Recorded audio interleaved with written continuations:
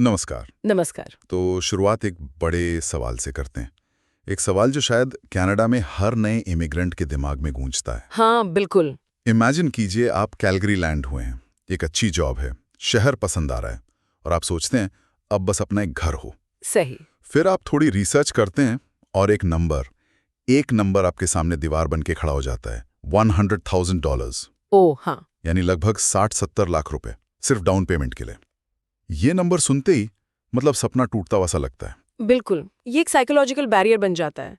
लोगों को लगता है कि इतनी बड़ी सेविंग्स के बिना होम ओनरशिप पॉसिबल ही नहीं है। वो सोचते हैं कि सालों तक पैसे बचाने पड़ेंगे। हाँ, और इस चक्कर में कई लोग कोशिश ही नहीं करते। वो बस मान लेते हैं कि अगले 5-10 साल तो रेंट पर ही निकलने हैं। तो आज हम इसी दीवार को, इसी मिथ को तोड़ने की कोशिश करेंगे। हमारे पास द कपल स्टेट के कुछ सोर्सेस हैं जो इस पूरी धारणा को सीधे सीधे चैलेंज करते हैं। अच्छा। उनका कहना है कि $100,000 तो दूर की बात है, आप इसके एक चौथाई अमाउंट से भी शुरुआत कर सकते हैं। और हमारा मिशन है ये समझना कि ये आखिर होता कैसे है। ये कोई मैजिक ट्रिक है या एक वेल डिफाइंड सिस्टम? सही। किन प्रोग्राम्स के तहत ये पॉसिबल है? और सबसे जरूरी, एक आम इंसान, खासकर एक न्यूकमर, इसका फायदा कैसे उठा सकता है? तो चलिए इसकी एक एक परत खोलकर देखते हैं। सोर्सेस का सबसे बड़ा और बोल्ड क्लेम ये है कि $100,000 की डाउन पेमेंट एक मिथ है। एक मिथ? हाँ, एक इमेज में उन्होंने साफ दिखाया है, अगर आप $5 लाख का घर ले रहे हैं तो 20% डाउन पेमेंट बनती है $100,000। लेकिन 5% डाउन पेमेंट बनती है सिर्फ $25,000। एग्जैक्टली। ये $75,000 का फर्क है। ये सिर्फ नंबर्स का खेल नहीं है। ये पूरी लाइफ प्लानिंग बदल सकता है। What's fascinating here is कि ये $75,000 का डिफरेंस सिर्फ पैसे नहीं बचाता, ये आपको टाइम खरीद कर देता है। टाइम, अच्छा पॉइंट है। सोचिए, एक एवरेज फैमिली के लिए $75,000 सेव करने में आराम से, मतलब 3 से 5 साल लग सकते हैं। आराम से। और उन 5 सालों में प्रॉपर्टी के दाम और बढ़ जाते हैं। ये एक ऐसी रेस है जिसमें फिनिश लाइन आपसे दूर भाग रही है। सही बात है। 5% डाउन पेमेंट का ऑप्शन आपको उस रेस में जल्दी एंट्री दिला देता है। एकदम। ये पॉसिबिलिटी गैप को कम करता है। जो सपना 5 साल दूर लग रहा था, वो शायद अगले 1 साल में पूरा हो सकता है। हाँ, माइंडसेट ही बदल जाता है। लेकिन यहाँ एक लॉजिकल सवाल उठता है। बैंक इतना बड़ा रिस्क क्यों लेगा? अगर मैं बैंक होता तो मैं 20% से कम पर मानता ही नहीं। बड़ा सवाल है। और यहाँ पर ही इस पूरे सिस्टम का सबसे इम्पोर्टेंट पुर्जा, सबसे इम्पोर्टेंट कंपोनेंट सामने आता है। ओके। Mortgage loan insurance. ये 2 शब्द इस पूरी कहानी के हीरो हैं। अच्छा, मॉर्टगेज लोन इंश्योरेंस। ये थोड़ा टेक्निकल साउंड कर रहा है। इसका क्या मतलब है? ये बायर के लिए कोई लाइफ इंश्योरेंस जैसा है क्या? नहीं, और यही सबसे बड़ा मिसकंसेप्शन है। ये इंश्योरेंस बायर को नहीं, लेंडर यानी बैंक को प्रोटेक्ट करता है। वेंडर को। हाँ, इसको समझने के लिए एक सिंपल एनालॉजी लेते हैं। सोचिए, आप अपने दोस्त को एक बड़ी रकम उधार दे रहे हैं। अब थोड़ा नर्वस है। ठीक है। लेकिन तभी एक तीसरा कॉमन दोस्त आकर कहता है, तुम टेंशन मत लो, अगर ये पैसे नहीं लौटा पाया तो मैं गारंटी देता हूं, मैं दूंगा। अब आप क्या करेंगे? CMHC, सैजिन या कनाडा गारंटी जैसी कंपनीज हैं जो ये इंश्योरेंस प्रोवाइड करती हैं। ओके। आप यानी होम बायर इस इंश्योरेंस का प्रीमियम पे करते हैं, जो आपकी मॉर्गेज पेमेंट में ही जुड़ जाता है। और इसके बदले ये कंपनी बैंक को गारंटी देती है कि अगर आप फ्यूचर में डिफॉल्ट करते हैं तो बैंक का पैसा डूबेगा नहीं। ओह, तो ये लेंडर के लिए एक सेफ्टी नेट है, इसलिए वो 5% जैसी कम डाउन पेमेंट पर लोन देने में कंफर्टेबल फील करते हैं। बिल्कुल। तो इसका मतलब ये नहीं कि वो हम पर एक्स्ट्रा रिस्क ले रहे हैं, उनका रिस्क तो इंश्योर्ड है। सही। लेकिन इसकी कोई लिमिट भी होगी?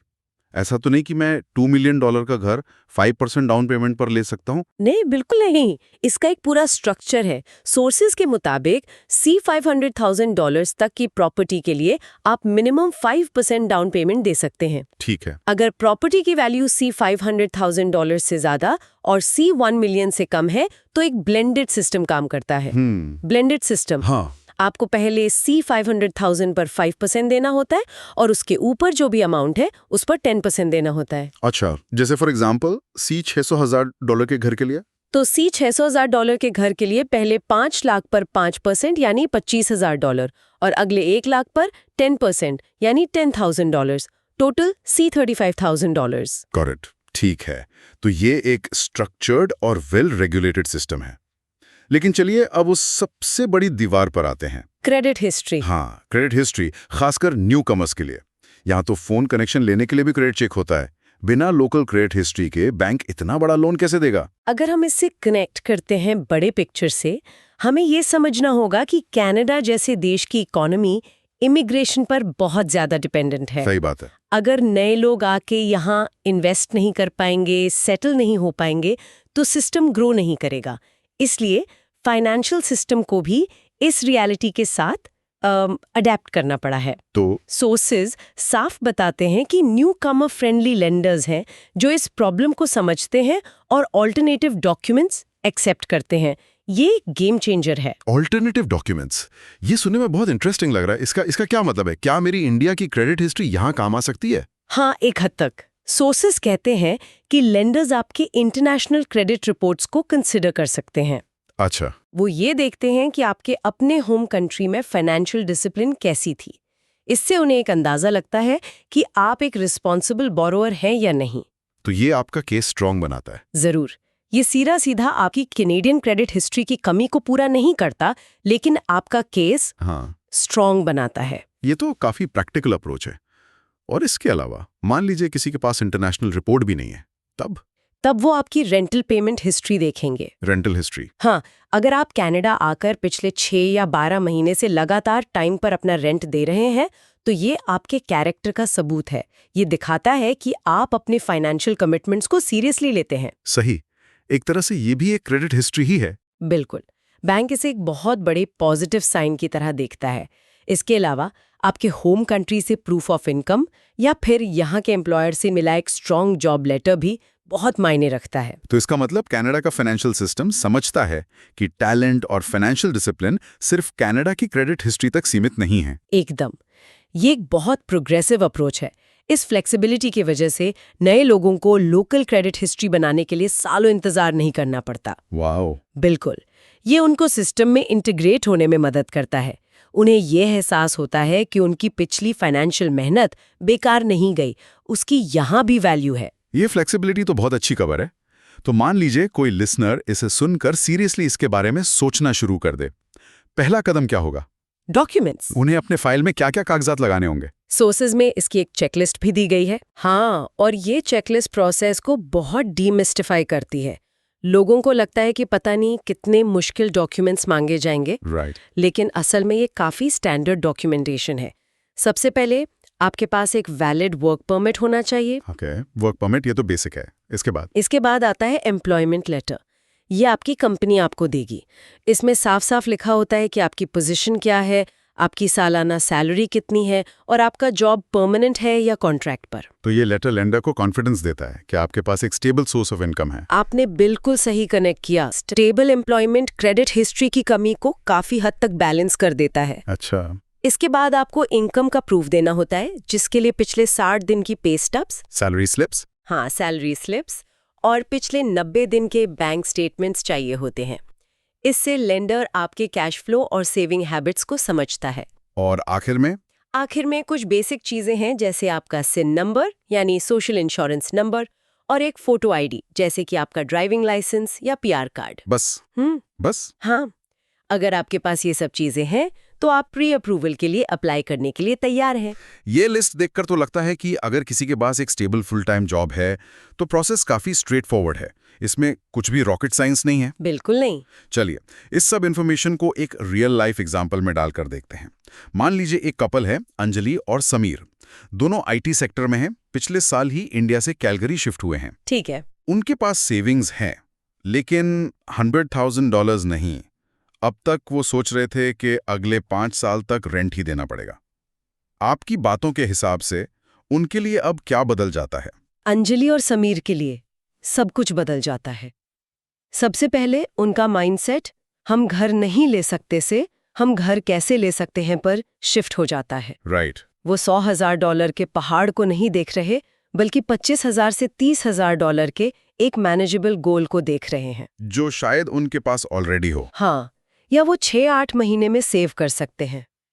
तो वो एक्टिवली घर देखना शुरू कर सकते हैं, मॉर्टगेज ब्रोकर से बात कर सकते हैं और प्री अप्रूवल के लिए जा सकते हैं। एग्जैक्टली। प्री अप्रूवल मिलने के बाद उन्हें पता चल जाएगा कि वो कितने तक का घर अफोर्ड कर सकते हैं।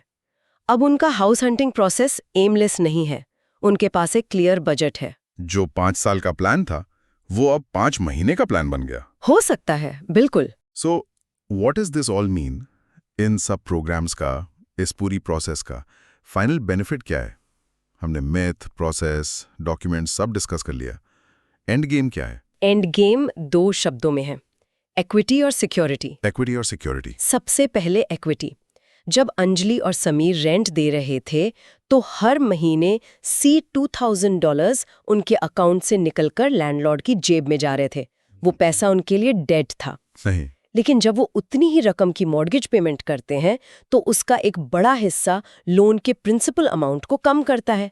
वो पैसा उनके घर की इक्विटी बढ़ा रहा है। मतलब रेंट का पैसा तो चला जाता है, लेकिन मॉर्गेज का एक हिस्सा आपके ही एसेट में इन्वेस्ट हो रहा है। करेक्ट। और ये इक्विटी बिल्डिंग पैसिव है। आप बस अपनी मॉर्गेज दे रहे हैं और आपका नेटवर्थ धीरे धीरे बढ़ रहा है। ये एक जबरदस्त साइकोलॉजिकल एडवांटेज है। बिल्कुल। लेकिन एक मिनट, ये आम धारणा है कि प्रॉपर्टी के दाम हमेशा बढ़ते हैं, लेकिन कैलगरी का मार्केट तो ऑयल प्राइसेस के साथ काफी ऊपर नीचे होता रहता है। हाँ, होता है। तो क्या ये रिस्क नहीं है कि कोई जल्दी मार्केट में एंटर कर जाए और अगले साल प्रॉपर्टी की वैल्यू नीचे चली जाए? फिर तो उनकी इक्विटी नेगेटिव हो जाएगी। ये एक बहुत ही इंपॉर्टेंट पॉइंट है और इस रिस्क को इग्नोर नहीं करना चाहिए। कैलगरी का मार्केट बाकी कैनेडियन शहरों से ज्यादा वॉलेटाइल है, लेकिन यहाँ पर लॉन्ग टर्म पर्सपेक्टिव काम आता है। देखो, होम ओनरशिप एक स्प्रिंट नहीं, एक मैराथन है। सही। हो सकता है शॉर्ट टर्म में मार्केट नीचे जाए, लेकिन हिस्टोरिकली 10-15 साल के विंडो में रियल एस्टेट ने हमेशा ग्रोथ दिखाई है। जो लोग जल्दी एंटर करते हैं वो टाइम इन द मार्केट का फायदा उठाते हैं, ना कि टाइमिंग द मार्केट की कोशिश करते हैं। Fair point. और दूसरा बेनिफिट आपने सिक्योरिटी बताया था। हाँ, सिक्योरिटी। फाइनेंशियल से ज्यादा ये इमोशनल सिक्योरिटी है। अपना घर होने का एक अलग सुकून होता है। बिल्कुल। आपको हर साल लीज रिन्यू करने की टेंशन नहीं, लैंडलॉर्ड के अचानक घर बेचने का डर नहीं। आप अपने हिसाब से घर को रेनोवेट कर सकते हैं, दीवारों पर कील ठोक सकते हैं। ये आपको कम्युनिटी में जड़ें जमाने का, रूट्स डेवलप करने का एहसास दिलाता है। सही। तो आज हमने कैलगरी में रियल एस्टेट से जुड़ा एक बड़ा मिथ तोड़ा है। अगर हम सारी बातों को समेटें तो की टेकअवेज ये हैं। पहला, 100,000 सी डाउन पेमेंट एक जरूरत नहीं, एक ऑप्शन है। हाँ, 5% से शुरुआत हो सकती है। दूसरा, मॉर्गेज इंश्योरेंस इस पूरे सिस्टम की नींव है। ये लेंडर को प्रोटेक्ट करता है और इसीलिए कम डाउन पेमेंट वाले लोन्स पॉसिबल हो पाते हैं। बिल्कुल। ये बायर के लिए कॉस्ट है, लेकिन घर में जल्दी एंट्री लेने की कीमत है। और तीसरा, और शायद सबसे इंपॉर्टेंट, न्यू कमर्स के लिए सिस्टम में फ्लेक्सिबिलिटी है। लेंडर्स ऑल्टरनेटिव डॉक्यूमेंट्स को कंसिडर करते हैं, जिससे उनके लिए रास्ता आसान हो जाता है। बिल्कुल। ये जानकारी उन लोगों के लिए एक उम्मीद की किरण हो सकती है जो होम ओनरशिप को एक दूर का सपना समझते हैं। हाँ। अब इस पर एक आखिरी विचार छोड़ जाते हैं, जो इस कहानी का दूसरा पहलू है। जरूर। हमने ये तो पूरी तरह से डिस्कस कर लिया कि कम डाउन पेमेंट से घर में एंटर करना कैसे आसान है, लेकिन हर डिसीजन का एक दूसरा साइड होता है।